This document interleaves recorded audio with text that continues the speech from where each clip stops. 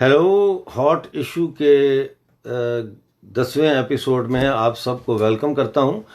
आज दो चीज़ों पे बात होगी। एक तो हम बात करेंगे जनरली जो इस वक्त गिलगित बल्तिस्तान के अंदर सिचुएशन है पॉलिटिकल और कोरोना की, उस पर, और उसके बाद मैं आज बात करूंगा आपसे गिलगित बल्तिस्तान के हुमज़ा से ताल्लुक़ रखने वाले एक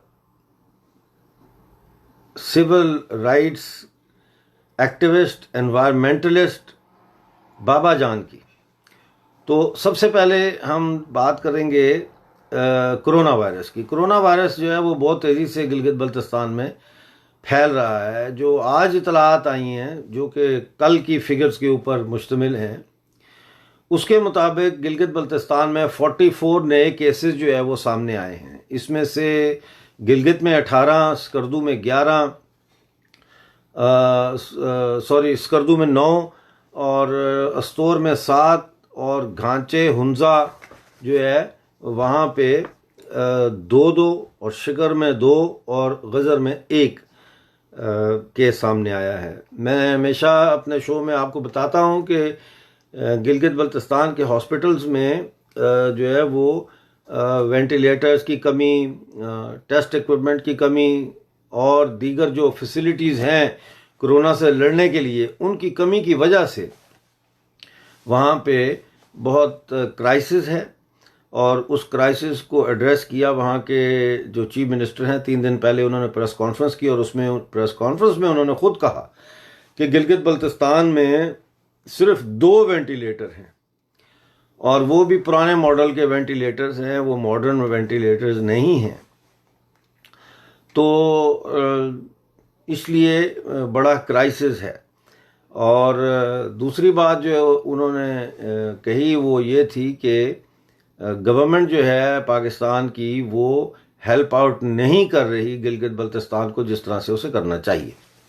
तो एक तो ये है। दूसरा मैं ये कहूँगा आपसे कि प्लीज़, अगर आप देख रहे हैं इस वक्त, मेरे ख्याल 2 लोग ऑनलाइन हैं, तो इसको आप शेयर करना शुरू करें और लोगों को इनवाइट करें कि वो हमारा प्रोग्राम देख सकें।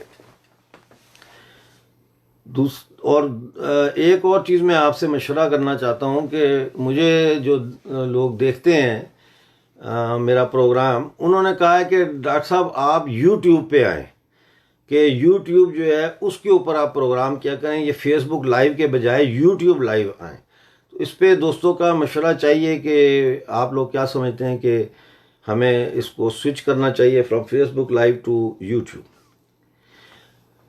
दोस्तों, आपको याद होगा कि मैंने आपसे जिक्र किया कई दफ़ा कि गिलगित बल्तिस्तान के लोगों को फूड शॉर्टेजेस का जो है वो इस वक्त सामना है। They are facing food shortages. And why they are facing food shortages? Because after corona lockdown in Pakistan and abroad, at least 10,000 people have been reported to have returned to Gilgit Baltistan, right? और ये जो आए हैं जिनका पता है, जिनका पता नहीं है वो उनकी तादाद इससे ज़्यादा है। मिडल ईस्ट से लोग आए हैं, बाहर के मुल्कों से जो मजदूरियाँ कर रहे हैं हमारे मेहनतकश लोग, वो आए हैं।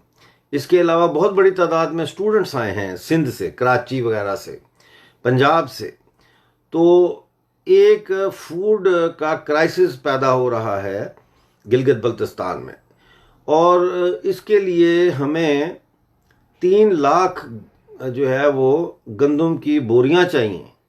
और मैंने ये भी अपील की है कि गवर्नमेंट ऑफ इंडिया, अगर हमें आप कहते हैं कि हम भारत का हिस्सा हैं और हम सब इंडियंस हैं, तो फिर कुछ बोरियां जो है वो गंदम की गिलगित बल्तिस्तान की तरफ भी भेज दें लद्दाख के ज़रिए। और मैं लद्दाख के लोगों से भी अपील करता हूँ, कारगिल और लेह के लोगों से, कि आपके ही हम लोग भाई हैं, हमारे खूनी रिश्ते, ख़ानदानी रिश्ते हैं आपस में। तो प्लीज़ आप लोग भी जो लद्दाख की गवर्नमेंट है उसके ऊपर जो है वो प्रेशर डालें कि वो गिलगित बल्तिस्तान के लिए थ्रू कारगिल स्कर्दू रोड हमें गंदम भेजें। तो एक तो गंदम भेजने का सवाल था, उसके ऊपर पाकिस्तान ने क्या किया है कि जो हमारी जिसे कहते हैं गंदम की जो कोटा था उसमें भी कटौती कर दी है। जो ओरिजिनल हमें गंदम मिलती थी उसके कोटे में भी कमी कर दी है। तो ये इस किस्म के जो जुल्म और सितम हैं ये अननोटिस्ड नहीं जाते, और हमने कोई चूड़ियाँ नहीं पहन के रखी हुई कि हम सिर्फ जो है वो लद्दाख के जो हमारे भाई हैं हम उनके ऊपर ही आस लगा कर बैठे रहेंगे। गो के ये एक बहुत ही रेवोल्यूशनरी स्टेप होगा अगर मेरी इस बात को लोग समझें और लद्दाख के रास्ते जो है सिंबॉलिक ही सही लेकिन गंदम के जो ट्रक्स हैं वो रवाना करें। बेशक पाकिस्तान उनको एंटर ना होने दे, लेकिन कम अज़ कम ये एक जेस्चर के तौर पर ही सही ये काम फौरी तौर पर करना चाहिए। दूसरा मैं आपको ये बताना चाहता हूँ कि शगर में गिलगित बल्तिस्तान का जो इलाका है शगर, वहाँ पे लोगों की बड़ी डिमांड है कि वहाँ पे वुमेन का डिग्री कॉलेज बनाया जाए, लेकिन वो तामीर नहीं किया जा रहा। उसका सारा कुछ हो चुका है लेकिन उसको बनाया नहीं जा रहा कि हमारी लड़कियाँ पढ़ जाएंगी। जो आम हमारे समाज के अंदर ऐसा तबका भी है जो कराची नहीं जा सकता, जो पंजाब नहीं जा सकता, ठीक है ना, जो खैबर पख्तूनख्वा नहीं जा सकता, तो वो कम अज़ कम एक हमारे पास वुमेन यूनिवर्सिटी हो ताकि हमारी जो वुमेन है पॉपुलेशन है वो एजुकेट हो। आपको पता है कि एक औरत को पढ़ाना पूरी कौम को पढ़ाने के बराबर है, क्योंकि जब वो औरत माँ बनती है तो वो बच्चों की परवरिश करती है। तो अब एक हफ्ते का जो है नोटिस दिया गया है पब्लिक की तरफ से, सिविल ऑर्गेनाइजेशंस की तरफ से गवर्नमेंट को एक हफ्ते का नोटिस दिया गया है कि विद इन अ वीक जो है वो वुमेन कॉलेज जो है उसकी कंस्ट्रक्शन शुरू की जाए, वरना एहतजाज शुरू किया जाएगा, यानी प्रोटेस्ट कैंपेन शुरू की जाएगी। प्रोटेस्ट कैंपेन की बात आई है तो मैं आपको ये बता दूं कि गिलगित बल्तिस्तान के लोग जो है वो बड़े जफाकश लोग हैं, बड़े बहादुर लोग हैं। बेशक 70 सालों से उनको बंदूक की नाली पे रख कर पाकिस्तान की इस्टेब्लिशमेंट ने डबल स्लेवरी में उनको पुश किया है, लेकिन इसके बावजूद गिलगित बल्तिस्तान के लोग जो है वो इतनी आसानी से दबने वाले लोगों में से नहीं हैं। आप सोचेंगे कि मैंने डबल स्लेवरी क्यों कहा है, तो एक स्लेवरी इंटेलेक्चुअल स्लेवरी है जो इस्लाम मज़हब के नाम पर हमारे लोगों की गई है, और जिसमें यह बताया गया है कि चूँकि तुम मुसलमान हो और हम मुसलमान हैं तो हमारा कलमे का रिश्ता है, और हम कलमे के रिश्ते के नाते जो है हम भाई बहन हैं, आपस में हम एक हैं, और आपका नेचुरल रिश्ता जो है वो हमारे साथ बनता है। और उस पार जो है वो बुद्धिस्ट हैं और वो पता नहीं हिंदू हैं और दूसरे मज़ाहिब के लोग हैं, और वो काफिर हैं, और काफिरों के साथ जो है उठना बैठना खाना पीना जो है वो हराम है। वो अलग बात है कि पाकिस्तान का प्राइम मिनिस्टर जब मुल्क से बाहर के दौरों पे जाता है अपना पूरा इंट्राज लेके, तो वो काफिरों के साथ खाना भी खाते हैं, काफिरों के साथ शैम्पेने भी पीते हैं, काफिरों के साथ हर किस्म की अयाशी में भी शामिल होते हैं। लेकिन हमारे लिए जो है वो काफिर जो है वो एक शजर ममनुआ है, एक फॉरबिडन फ्रूट है। हमने काफिरों से बात नहीं करनी। ये स्लेवरी जो है, और फिर टू नेशन थ्योरी के इंडोक्ट्रिनेशन कि हम एक मज़हब के नाम पर हम एक कौम हैं, और फिर ये कि नज़रिया पाकिस्तान जो है कि पाकिस्तान इस्लाम के नाम पर बना था, तो ये सारी चीज़ें, जबकि हमें पिछले प्रोग्रामों में भी हम इस पर बात बड़ी तफसील से कर चुके हैं कि पाकिस्तान जो है वो लॉर्ड आर्चिबाल्ड वेवल ने नक्शा बनाया, किस तरह से मेजर ब्राउन और कर्नल बेकन ने मिलके और कैप्टन मैथिसन ने मिलके गिलगित बल्तिस्तान को ब्रिटिश जो जियो स्ट्रैटेजिक उसकी जो पॉलिसीज़ हैं उनको सामने रखते हुए जो मेन आर्टरी सेंट्रल एशिया को जाती है गिलगित बल्तिस्तान से, उसको हिंदुस्तान के कंट्रोल में जाने से रोकने के लिए कैसे वहाँ पे एक coup d'état किया और कैसे गवर्नर जो थे घनसारा सिंह उनको अरेस्ट किया। तो ये सारी बातें होती रहती हैं, इन पे हम बात करते रहते हैं। एक तो ये गुलामी होगी, इंटेलेक्चुअल गुलामी, ये कल्चरल हेगेमनी जो है, सकाफती गलबा जो उन्होंने हमारे ऊपर किया है। दूसरा जो है वो जो चीज़ है वो है फिज़िकल टेरिटोरियल ऑक्यूपेशन जो है पाकिस्तान की आर्मी की और पाकिस्तान की बड़ी ब्यूरोक्रेसी की।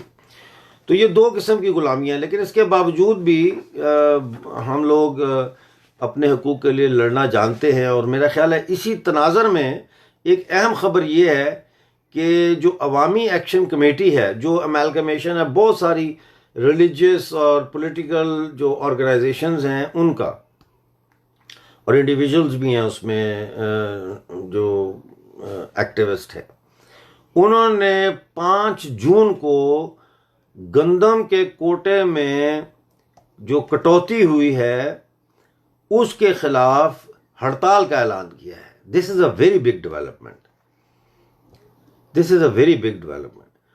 तो उस कॉल को जो गंदम के साथ जुड़ी हुई है, यानी कि गंदम की कटौती के खिलाफ जो कॉल उन्होंने दी है, उसमें सिर्फ गंदम की कटौती नहीं है, उसमें अब उन्होंने लैंड रिफॉर्म्स के ख़िलाफ़ भी अपना मौक़िफ़ सामने रखा है। जो लैंड रिफॉर्म्स हो रही हैं गिलगित बल्तिस्तान में लैंड ग्रैब के लिए, ताकि पाकिस्तानी मिलिट्री जो है वो लैंड ग्रैब करे। अभी आपको पता है कि फरजाद हुसैन जो हमारे दोस्त साथी थे यंग, उनको नलतर में गोली मार दी गई। उनके एक और साथी थे सलीम अब्बास, उनके साथ। और फरजाद जो है वो कैंपेन चला रहा था। नलतर में जो स्की रिजॉर्ट है उसमें जो हज़ारों एकड़ ज़मीन जो है फ़ौज स्की रिजॉर्ट को डेवलप करने के नाम पर जो ग्रैब करना चाह रही थी उसके ख़िलाफ़। और ये फरजाद हुसैन इसलिए डेंजरस उनके लिए हो गया कि उसने सुन्नियों और शियों दोनों को अपने साथ जोड़ लिया, दोनों को अपने साथ जोड़ा इस कैंपेन में, क्योंकि पाकिस्तानी मिलिट्री हमेशा वहाँ पे सेक्टेरियन वायलेंस के ज़रिए पॉलिटिकल मूवमेंट्स को सैबोटाज करती रही है।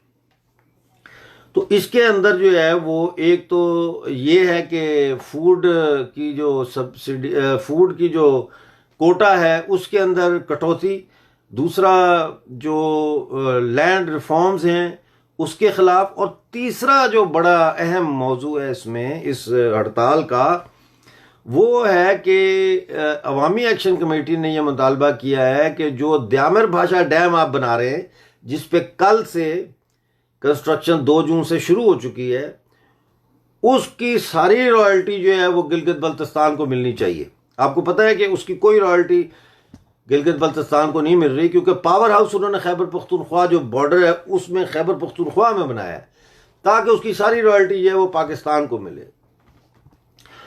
और उन्होंने ये भी मुतालबा किया है कि जो बिजली है द्यामर भाषा डैम की वजह से जो पैदा होगी वो गिलगित बल्तिस्तान को फ्री मिले।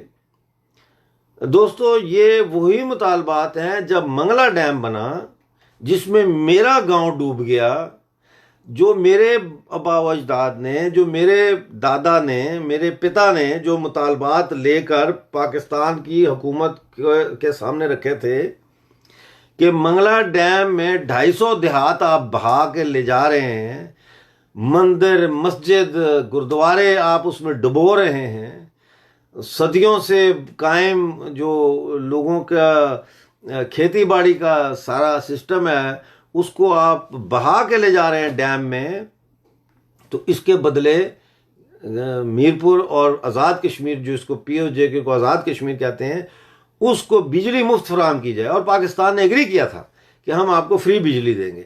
लेकिन आज हमें जो बिजली बेची जा रही है POK में, उसका रेट पाकिस्तान में जो बिजली का रेट है उससे भी ज़्यादा है, उससे भी ज़्यादा है। और आज भी मंगला डैम 1960s में जो बना था, उसकी जो लोग डिस्पर्स हुए थे, आज भी उनके क्लेम्स मौजूद हैं, उनको आज तक वो अपने लिए लड़ रहे हैं। समझे कि नहीं? तो ये अब एक सिचुएशन गिलगित बल्तिस्तान में डेवलप हो रही है, सिविल अनरेस्ट की तरफ जा रहे हैं ये। और मैंने इसकी तरफ कई दफ़ा इशारा किया है और मैंने कई दफ़ा अपने तौर पर अपनी राय भी दी है कि ये मूवमेंट किस तरह से आगे इसको बढ़ाया जा सकता है।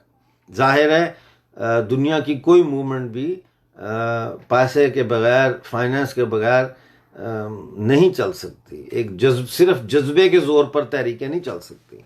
लिहाजा ज़रूरत इस बात की है कि जो दोस्त भी जहाँ भी बैठे हैं वो ये सोचें कि ये जो अब मूवमेंट शुरू हो रही है अवामी एक्शन कमेटी की, इसको फाइनेंशियली कैसे सपोर्ट किया जा सकता है। इसके अंदर जो एलिमेंट्स हैं, जिनको मैं कहता हूँ एलिमेंट्स ऑफ चेंज, यानी ऐसे इंडिविजुअल्स जिनका कॉन्शियस क्लियर है, जो पाकिस्तानी प्रोपेगेंडे के शिकार नहीं हैं, जो समझते हैं हकीकत में कि गिलगित बल्तिस्तान हिंदुस्तान का हिस्सा है, जिसे एक साजिश के तहत अंग्रेज़ों ने पाकिस्तान के हवाले किया ताकि मेन आर्टरी जो जाती है सेंट्रल एशिया में उसको हिंदुस्तान के से काटा जाए ताकि वो बरतानिया के कंट्रोल में रहे।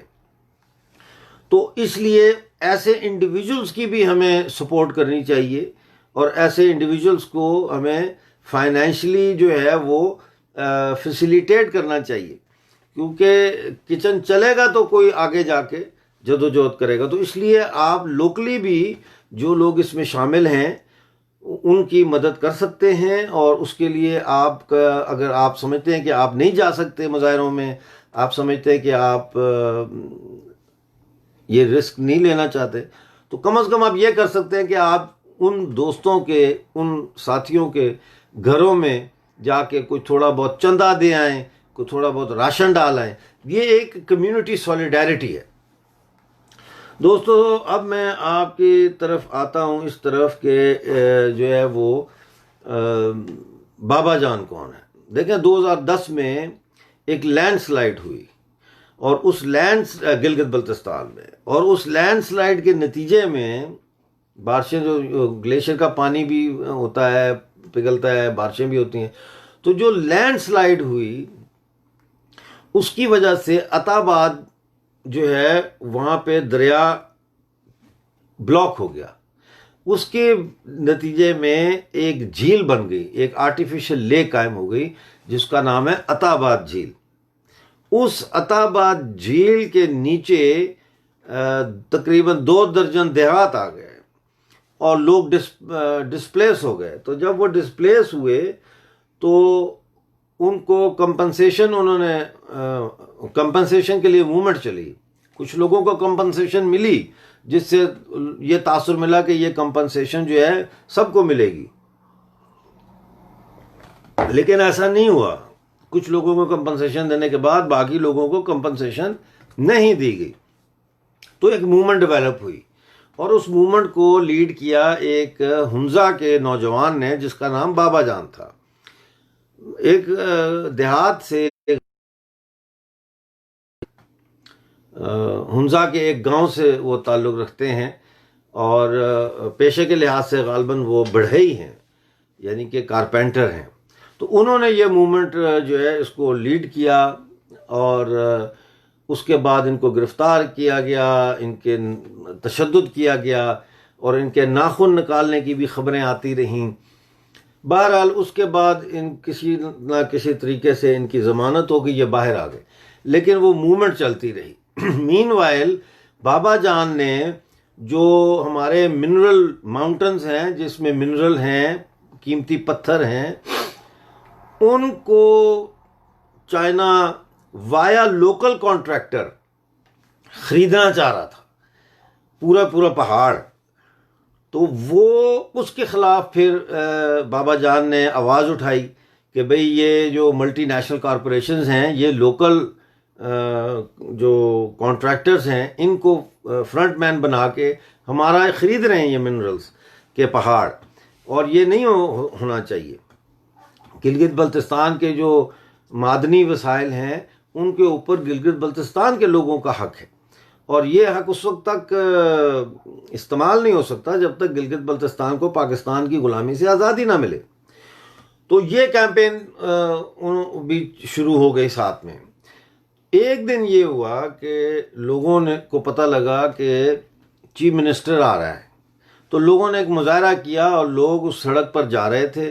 सामने से चीफ मिनिस्टर की गाड़ी आ रही थी, उस वक्त पीपल्स पार्टी के चीफ मिनिस्टर थे। तो वो गाड़ी रोकी गई, ये 2010 का वाक़या, गालबन अगस्त का। तो वो गाड़ी जब रुकी तो लोगों ने वहाँ मुजाहरा किया, तो पुलिस ने उनको डिस्पर्स करने की कोशिश की, तो पुलिस ने वहाँ पे गोली चला दी। उस गोली चलाने से जो आगे एक बाप और यंग उसका बेटा था, उनको गोलियां लगीं और वो दोनों बाप बेटा वहाँ पे शहीद हो गए। उस वक्त उस मुजाहरे में बाबा जान नहीं थे, वो दूसरी जगह पे थे, किसी और इलाके में थे वो।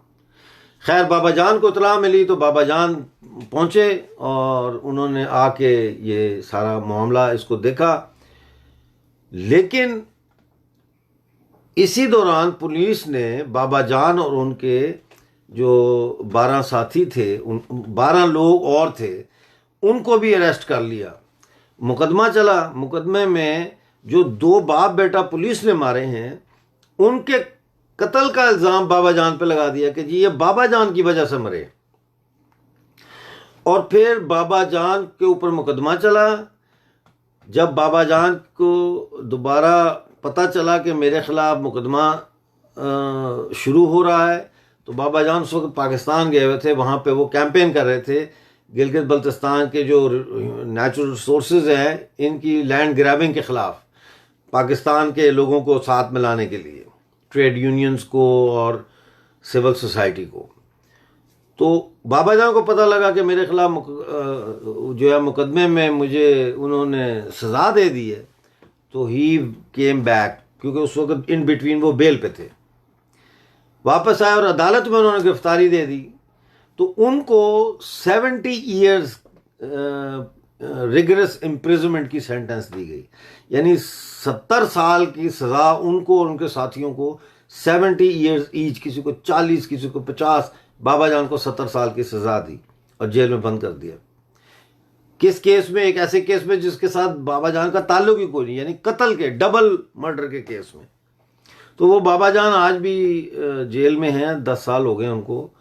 और मेरी अपील है आप लोगों से कि आप लोग लद्दाख में, जम्मू में और दूसरे शहरों में भी आप बाबा जान जो है सॉलिडारिटी कैंपेन कमेटियां कायम करें, और आप मोहल्ले की लेवल पे या जो है वो टाउन के लेवल पे या गांव के लेवल पे या सिटी के लेवल पे, जो इंडिया की सिविल सोसाइटी है वो बाबा जान के लिए आवाज़ उठाए। देखें, मैं आपको एक कानूनी नुक्ता समझाता हूँ। 5 अगस्त 2019 के बाद तो इस बात में अब कोई अभाम नहीं रहा कि गिलगित बल्तिस्तान, और जिसे हम आज़ाद कश्मीर कहते हैं, ये भारत का हिस्सा है, लद्दाख का और जम्मू के साथ जोड़ के। तो इसका मतलब है कि जितने लोग वहाँ रह रहे हैं, चाहे वो इस बात को तस्लीम करें या ना करें, समझें या ना समझें, ये उनकी अपने शऊर की कैफियत इस बात का तयन करेगी। ये सब इंडियन है। तो इस तरीके से जो बाबा जान हैं वो भी इंडियन सिटीज़न हैं, लिहाजा एक भारतीय नागरिक पाकिस्तान की जेल में झूठे मुकदमे में बैठ एक्सक्यूज मी एक झूठे मुकदमे में वहां पे कैद काट रहे हैं। तो इसलिए मैं समझता हूं कि आप लोगों को चाहिए कि आप आवाज़ उठाएं, आप एज एन इंडियन आवाज़ उठाएं। जहां जहां भी आप आवाज़ उठा सकते हैं वो आवाज़ उठाएं, और मेरे आर्टिकल्स मौजूद हैं। आप मेरा नाम टाइप करें, डॉक्टर DR अमजद अयूब मिर्ज़ा, आगे बाबा जान आर्टिकल, तो मेरे आर्टिकल्स आ जाएंगे। उससे आपको और इन्फॉर्मेशन मिलेगी बाबा जान के बारे में। कल हम बात करेंगे जो शेड्यूल 4 है गिलगित बल्तिस्तान में लगा हुआ, और वहाँ पे किस तरीके से पाकिस्तान ने अपना कॉलोनियल सिस्टम जो है वो उसको कायम रखा हुआ है। तो कल तक के लिए मुझे इजाज़त दें, अपना बहुत सारा ख्याल रखें और आपने जो आज बातें की हैं इसको ज़्यादा से ज़्यादा शेयर करें। Thank you very much.